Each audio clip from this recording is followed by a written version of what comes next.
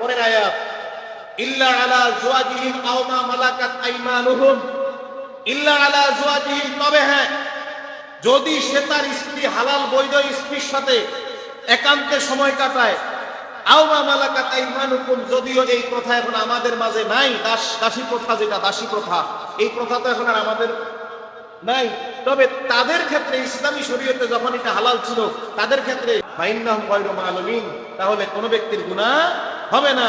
এরপরের আয়াতে আল্লাহ রাব্বুল আলামিন সরাসরি কি বললেন দেখেন, ফামানিবতাগা ওয়ারাআ যালিকা, তবে হ্যাঁ, স্ত্রী ব্যতীত, হালাল স্ত্রী ব্যতীত অথবা তার দাসী ব্যতীত অন্য কারো সাথে সে যদি একান্তে সময় কাটায়, আল্লাহ বললেন ফাউলাইকা হুমুল আদুন, তাহলে সে অবশ্যই অবশ্যই সীমা লঙ্ঘন করছে, আল্লাহর হুকুমের অবাধ্য সে হয়েছে বলে না।